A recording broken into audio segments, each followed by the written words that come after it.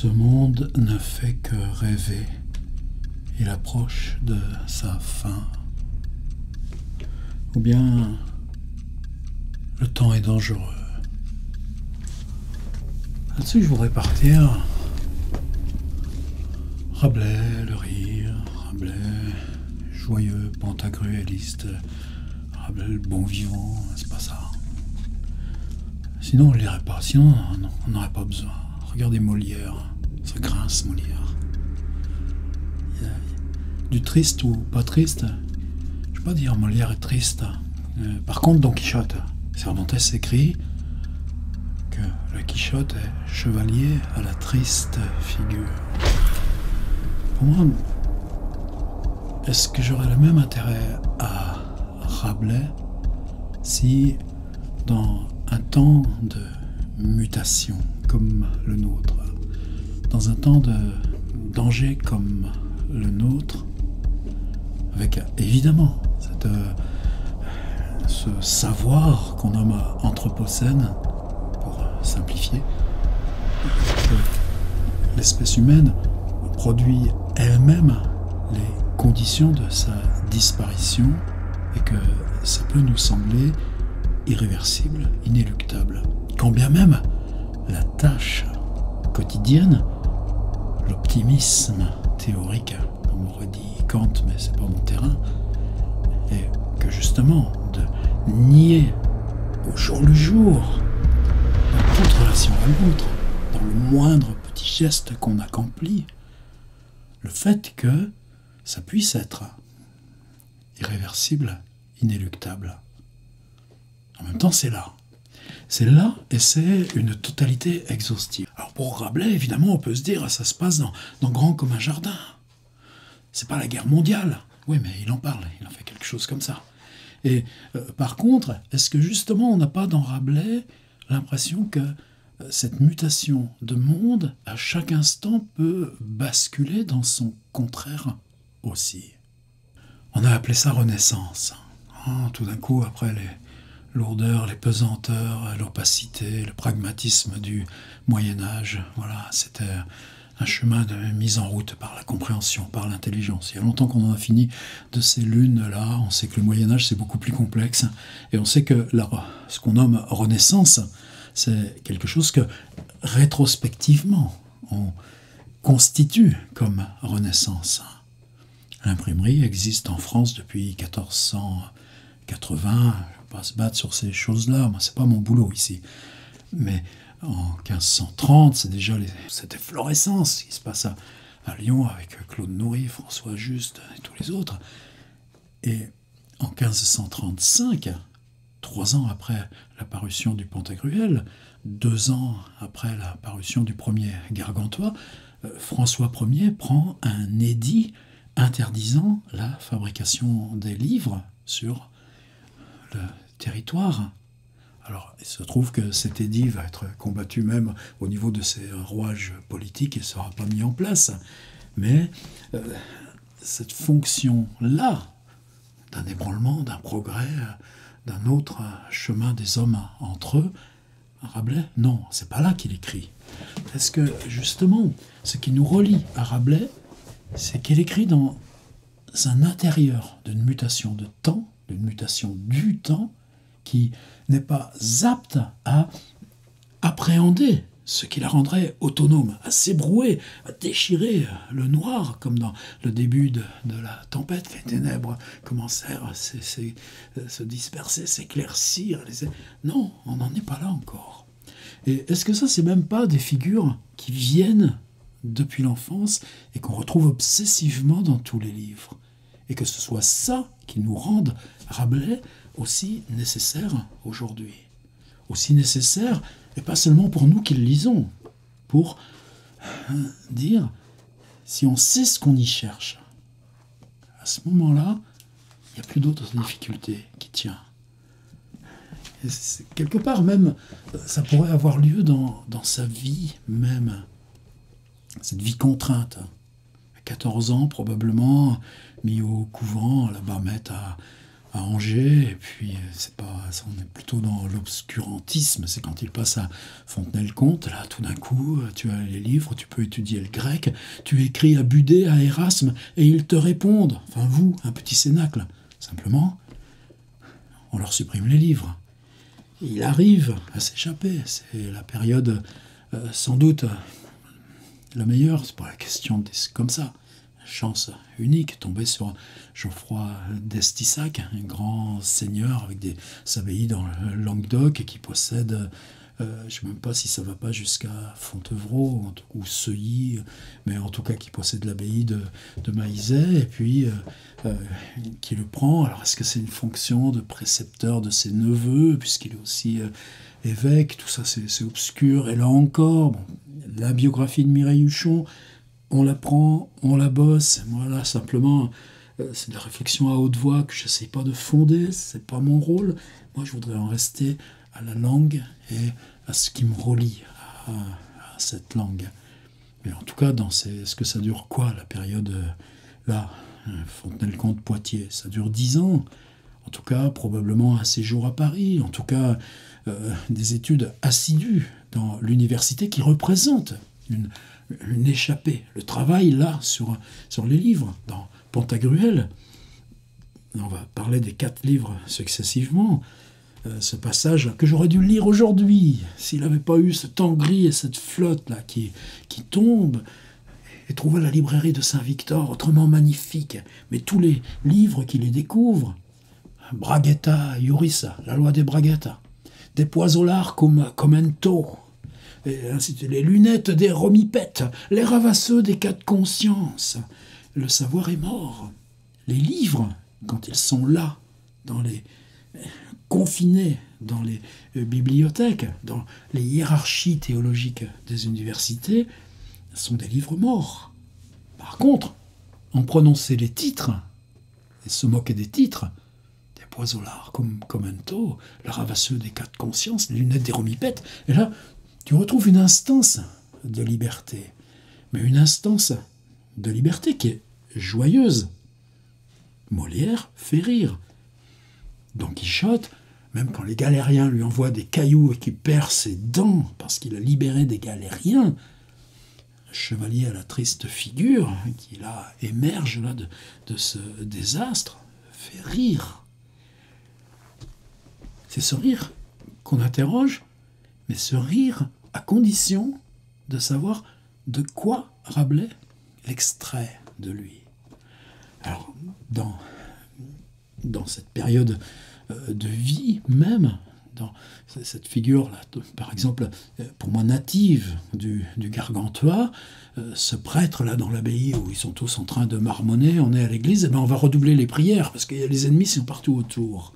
Ben oui, mais on est là en 1534.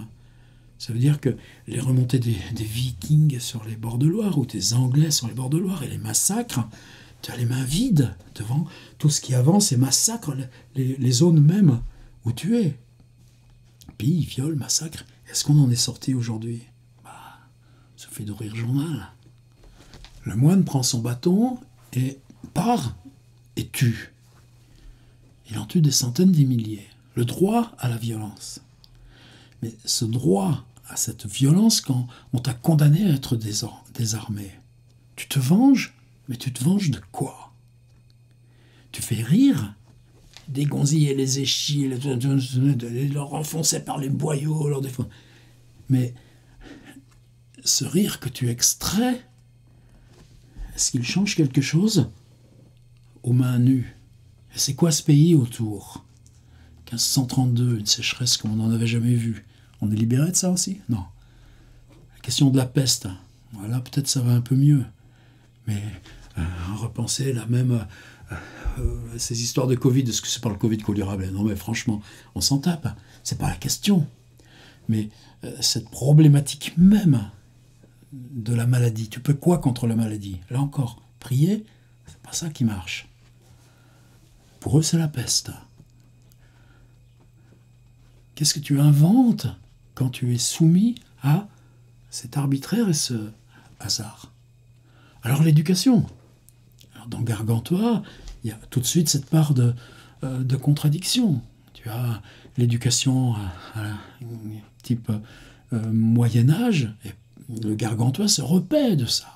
Ça commence avec les torches-culs, ça commence avec les nourrices là, qui lui tripotent la petite zigounette et puis qui lui mettent des ailes de moulin à vent, parce que c'est beaucoup plus joli, parce que quand on la tripote, elle grossit. Voilà, c'est ça. C'est gentil. On rit de bon cœur. Il n'y a aucun problème à rire de bon cœur. On voit un nourrisson, là, qui tout d'un coup commence à prendre son élan. Là même où, par exemple, côté royauté, est-ce qu'un enfant, à quel âge un enfant atteint le moment où il devient être avec identité civile? Jusqu'à Louis XIV, le petit Louis XV, etc. Ben, une fois que tu es sorti des maladies infantiles, quand tu as 5 ans, 6 ans, jusque-là, tu es remis aux femmes. Et là, c'est aussi quelque chose qui a une potentialité subvertive, mais subvertive par rapport à quoi? Les jeux de Rabelais, fantastique création de langue. Ensuite, il est astreint justement à l'éducation humaniste. Le corps à l'étude, et des heures, et des heures, et des prières, et tout est réglé, et tout est académique, et tout est précis. Et ça mène à quoi? Ça mène à un assèchement, c'est-à-dire que ce savoir-là, il n'est de rien, il ne vaut de rien. Et Gargantua commence à vivre quand? Eh ben, quand il revient chez lui, et qu'il doit faire la guerre. Et que dans ces figures de la guerre, on les reprend, elles sont symétriques de celles du Pantagruel. Dans Pantagruel, on attaque des géants, on défait des loups-garous, et puis tout d'un coup, on se retrouve en enfer. Et dans l'enfer, on voit François Villon, le poète, qui est vendeur de moutarde. Donc, c'est question de la guerre, c'est question de l'utopie. Est-ce que l'utopie est un territoire protégé? Dans le Gargantua, on aura la réponse. Tout le monde a sa récompense. Tu t'es bien battu, c'est comme les mercenaires de Picrocole l'ennemi dans leur folie dévastatrice. Et pourtant, le Gargantua l'exprime, cette folie. Pour moi, c'était la première lecture que j'ai voulu faire. Se mettre en bas là, des remparts de la Roche-Clermault, là où Ulrich Gallet, l'envoyé de Grand-Gousier, le père de Gargantua, apostrophe Picrocole venu sur les remparts, et il dit, mais à quoi bon se battre? Est-ce qu'on n'a pas mieux à faire, autre chose à faire que se battre? Et Picrocole, évidemment, le rejette. Ensuite, c'est lecture que j'ai faite aussi au même endroit. Merdaïs, Spadassin, et on ira là, on va conquérir ça. C'est une volonté d'expansion comme ça, de domination. On le rend à raison, aussi bien le pape que les zones musulmanes. Et puis tout ça pour arriver à quoi? Ce sera que reposeront à nos aises le vide total de la domination entre une fraction des hommes sur une autre. On rit, d'accord. Mais on rit sur quoi? On rit de quoi? Et est-ce que ça nous débarrasse de ce quoi on rit? Et c'est là où est-ce qu'on peut dire qu'on inventerait, nous, un Rabelais qui n'est pas celui qui écrit? Évidemment, ça, on n'aura jamais la réponse. Entrer dans la tête des gens du XVIe siècle, plus on essaye, plus on est démuni, plus on est dans le désarroi. Et pourtant, quand la langue chante, c'est sur ce cri qu'elle chante, c'est sur cet éraillement, cette figure-là qu'elle chante. Tout le monde est récompensé. Ah, toi, tu t'es bien battu, tu auras ça, t'es bien battu, tu auras ça. Et toi, le moine, tu veux quoi? Le moine, il veut se faire une abbaye. On lui donne un coin, là, un bout de forêt. Alors évidemment, on peut chercher, il y a des choses d'architecture, il y a une ésotérique de l'architecture, et effectivement, Chambord, par exemple, c'est un modèle de ce type d'architecture. Mais là où il le construit, là au voisinage de la Loire, là, tiens, comme par hasard, c'est là où aujourd'hui on a cette vieille centrale nucléaire de Chinon. Et puis, ben, on installe l'abbaye. Et puis finalement, ben, les filles, elles se mettront là, puis les garçons, ils se mettront là, puis à telle heure, ils feront ci, puis à telle heure, ils feront ça. Et puis pour sortir, on aura tel droit, puis tel. Et finalement, on a quelque chose qui ressemble beaucoup plus à la prison de Fontevraud, juste à vol d'oiseau, là où était Jean Genet, qu'à quelque chose de l'utopie. L'utopie, c'est simple, elle est de l'autre côté de la terre. Le pouvoir royal, Chambord, ben, la vie de Rabelais, c'est pas simple de ce côté-là. Pourquoi? Parce que il vit toujours dans l'aéropage de grand seigneur. Ça veut dire que tu es domestique. Ben oui, tu es domestique. Il y a un ordre de hiérarchie, parce qu'il figure sur le testament de Guillaume de Langeais, puis il est en 8e ou 10e position. Et puis ensuite, il va être dans l'équipe de Jean du Bellay, après l'exil à Metz, de Metz, ou l'exil à Metz. Et quand du Bellay nomme son aréopage, Rabelais étant à 15e position, sur une vingtaine ou sur une trentaine de bons hommes. Ils sont 2 médecins. Est-ce qu'il a sa fonction de médecin ou fonction de scribe? Ah ouais, Jean du Bellay, on a témoignage. Alors, vous l'avez lu, le livre? Et il est un de ceux qui soutiennent Rabelais, pas seulement comme médecin ou comme scribe, mais comme écrivain. Et écrivain, donc, où lui, probablement, en chaque ligne, c'est distinguer ce qui relève de quoi? De la subreption par rapport au pouvoir royal. N'empêche que ensuite, c'est un peu c'est toujours quémandé, c'est toujours en appelé à des protecteurs, et ça ne change rien à cette condition. Alors ça veut dire que le pouvoir royal, c'est quelque chose d'intouchable, ou quelque chose d'à côté de ton geste d'écriture. Bizarrement, c'est dès 1532 dans le Pantagruel. Il y a un chapitre que souvent, alors même dans le vieux Pléiade, on se dit regardez ça a ni queue ni tête. Le bon Rabelais s'amuse. Ça, ouais, ça tu peux toujours lui servir. Le bon Rabelais, joyeux, écrit des trucs qui riment à rien. Ah ouais, mais ça c'est l'enseignement de François Rigolo, moi, qui tout d'un coup m'a ouvert les portes là-dessus. Tout d'un coup, tu vois dans cette espèce de montage cut-up, et ça c'est à Chambord qu'on va en faire des perfs de ces textes-là. Le procès de Humven et Bézucu. Le roi des canards, les Canaries, les petites îles là-bas, tout loin. C'est quoi ce roi-là de pacotille? Et puis c'est quoi ces questions de misère avec ces sarbatènes qui couvrent la mer Océane? Mais les sarbatènes, c'est ces espèces de haillons avec les petits bouts récupérés dont tu te fais un habit pour te protéger du froid. Et puis tout d'un coup, là, parce que tu te caches dans le non-sens, la subreption, l'attaque contre la description froide du pouvoir royal, c'est là qu'elle s'installe. Est-ce qu'elle s'installe dans le rire? Probablement, parce que quand tu le lis, tu te marres. Ces histoires de bœufs, de machin et tout ça, et ça avance, et il y a une espèce de jonglerie. Mais cette jonglerie, elle est sur le fait que, si tu nommes ce dont tu parles, c'est toi qui brûles. Et c'est pas on l'a vu pour Étienne Dolé. La loi, c'est qu'on t'arrache la langue avant de te briser les jambes, puis de t'installer sur cette espèce de balancier qui va te mettre à plat sur le bûcher, où tu vas mourir vif, parce que ces hommes-là, on refuse même de les étrangler avant de les brûler. C'est pas du jeu, c'est ça qui résonne aussi dans Rabelais. Qu'est-ce qui m'a happé, moi, dans le tiers-livre? Alors, le tiers-livre, quand je l'ai découvert, j'étais comme tout le monde, quoi. C'était un objet inconnu. D'où ça vient, ça? De quoi il se parle, là? Panurge, tu dois te marier ou non? Ah ouais, paraît-il, il y avait la querelle des femmes. Ouais, mais comme par hasard, ce qu'on nommait la querelle des femmes, une femme, c'est le statut, là, le même statut d'humanité que l'homme, ou bien c'est moins? C'est une question évidemment ultra sérieuse. Ben oui, mais c'était il y a 50 ans. Alors juridiquement, ben là, c'est pareil.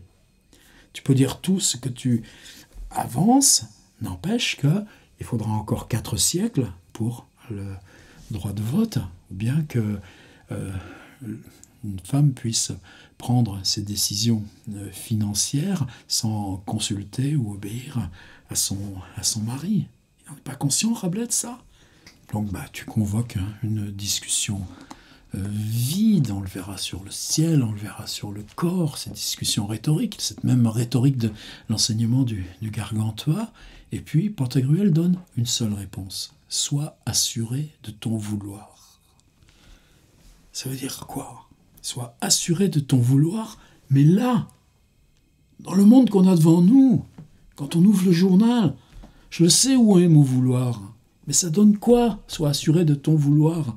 Est-ce que tu obtiens quelques changements? Est-ce que tout un peuple là s'en va et crie, et en même temps il reste laminé, dépendant, et jamais les riches ont été aussi riches, etc., etc. Je ne veux pas entrer dans cette question-là, parce que c'est pas ça qui nous intéresse. C'est pas par utilité ou par ce genre de pertinence qu'on revient à Rabelais. N'empêche que, sois assuré de ton vouloir. Tu es dans cet océan d'hostilité ou d'impossible, et malgré tout, assuré de ton vouloir, tu vas tenir. Ça veut dire quoi? Alors, sois assuré de ton vouloir. D'abord, un tiers du livre, on cherche dans les livres. Tu ouvres la Bible au hasard, tu ouvres Homère au hasard, tu cherches, tu ouvres Virgile, tu lances les dés, ça te donne une page de Virgile, et tu lis la première ligne, et ça va te donner, etc., etc. Ça veut dire que le livre ne sert plus à rien. Et puis ensuite, c'est les personnages qui s'appuient sur l'interprétation du langage pour définir quoi? Définir qu'on peut s'en sortir, ou comment, et qu'est-ce que tu dois faire. Donc il y a la Sibylle de Panzou, la sorcière, et c'est indéchiffrable. Il y a Ertrippa, l'astrologue, et tout ça, évidemment, on rit. C'est des marionnettes toutes, c'est soufflé à l'intérieur, et elles explosent dans des listes de noms. Il y a le poète, Ramina Grobis. Les poètes, tu parles, s'ils s'occupent que de langage, ça sert strictement à rien. Ah oui, mais on dit qu'un poète, au moment où il meurt, tiens, à ce moment-là, il y a peut-être quelque chose à prendre. Donc justement, ça tombe bien, l'île Bouchard, il y a ce Ramina Grobis. Il est en train de mourir, donc tu assistes à son dernier soupir. Et là encore, tu ne peux pas comprendre. Donc, ces instances-là de langage, et puis ensuite, t'as quoi? Le muet. Le muet, lui, ne dispose pas de langage. Donc peut-être qu'il a une vérité. Et tu y vas. Et ça donne quoi? Et encore, la troisième partie du livre, ceux qui ont autorité dans le langage. C'est-à-dire ce principe même de exercer fonction politique. Appelons ça comme ça aujourd'hui. C'est le juge bridois qui tire ses jugements au dé. C'est le théologien qui s'appuie sur ce qu'il suppose des lois de religion pour imposer, voire brûler. Et puis, c'est le médecin, celui qui soigne, avec une tâche là aussi qui est... On en parlera de quasi-autoportrait, mais complètement prise là dans l'épaisseur de ce que Molière, là encore, avec le malade imaginaire, viendra là exploser avec ces mines là de rire à double fond. Qu'est-ce qui reste? Une fois, regardez le philosophe, Trouillogan. Il répond par oui ou par non. Et à chaque fois, fais ci, oui, mais si je fais ça, ça m'est égal, moi je veux bien. Et tout ça, on a à voir, on a à lever. Moi, c'est ça qui me fonde dans cette histoire-là de Rabelais. Il y a longtemps que je sais que c'est là. Mais aujourd'hui, j'en ai besoin. J'en ai besoin parce que ce texte-là de Trouillogan, le philosophe, est-ce que penser nous aide à lever ce qui craque, ce qui s'effondre, ce qui peut basculer, ce qui peut devenir ainsi irrésistible, inéluctable. Mais c'est qui le fautif? C'est toi en tant qu'individu, ou c'est l'homme en tant qu'espèce, ou ce qui relie l'un et l'autre dans ce basculement? Et même là, si on résiste, on essaye de reculer, on ne trouve plus. À ce moment-là, ouais, c'est là qu'un livre crie, un livre nous crie. Il reste quoi tout au bout? Il reste le fou. Le tiers-livre, c'est joyeux. Je m'en fiche que ce soit joyeux, pas joyeux. De toute façon, ça fait rire. Mais dans ce rire, c'est qu'on traverse. C'est ce qui aujourd'hui, c'est même pas ça nous fait pleurer, ça nous laisse là, presque hypnotisé. Alors évidemment, tu peux toujours partir. Ce qui est formidable dans le quart-livre, c'est que à mesure que tu pars là, faire ce grand tour de la Terre, qui est une idée neuve, on est quand même à peine 40 ans, 50 ans après Christophe Colomb, après Magellan. Et puis, vous savez, Magellan, est-ce que c'est une aventure réussie? Ils partent à 160, ils reviennent 3 ans plus tard ou 4 ans plus tard, ils sont 14. Magellan, lui, il a été tué en cours de route. C'est son second qui va faire tenir le récit. Quel risque on prend? Quel risque on prend, en plus, si c'est pour vous ramener au même endroit? Et dans Rabelais, c'est le quart-livre, la magie, et c'est ça aussi que nous, on va faire exister, j'espère. En tout cas, le faire exister esthétiquement, faire exister parce que je sais à quel endroit je vais lire tel texte. L'île des Macraïons, l'île des gens qui ont des ans beaucoup. Tu lis la Bible, tu fais la somme de toutes les généalogies, le monde a été fondé 4004 ans avant la naissance de Jésus-Christ. Toute parole qui dirait le contraire est hérétique. Simplement, tu vas découvrir une île où à mesure que tu avances, une île c'est une frontière, c'est fermé.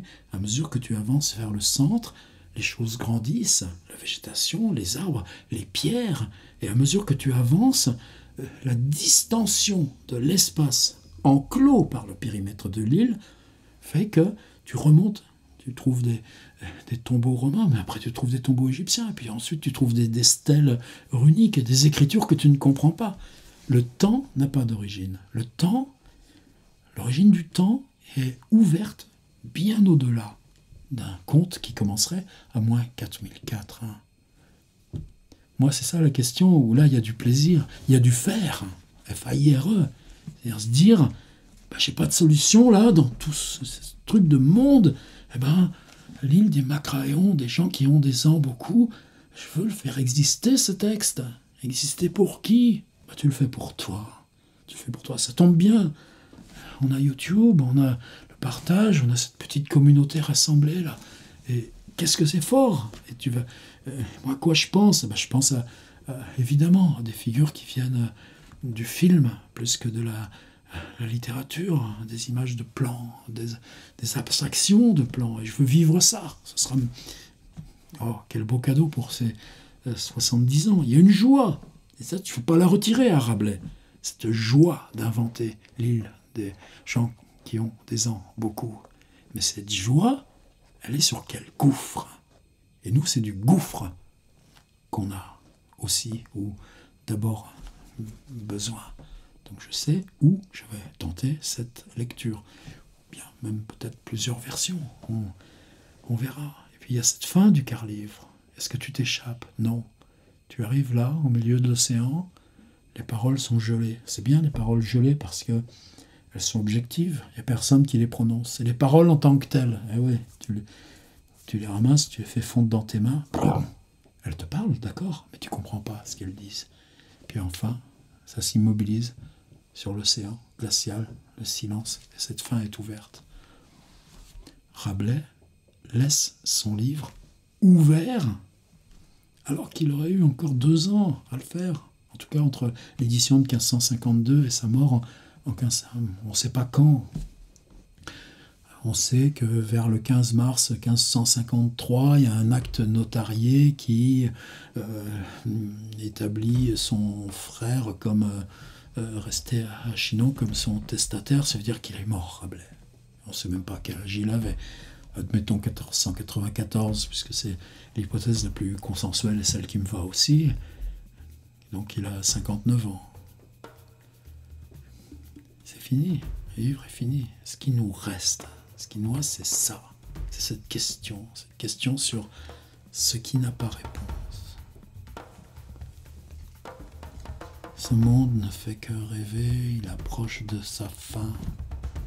Le monde approche toujours de la fin.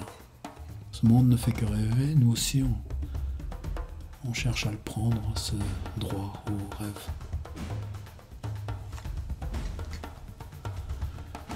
Rabelais, le plus immense triste de nous tous. Et c'est bien ce qui nous relie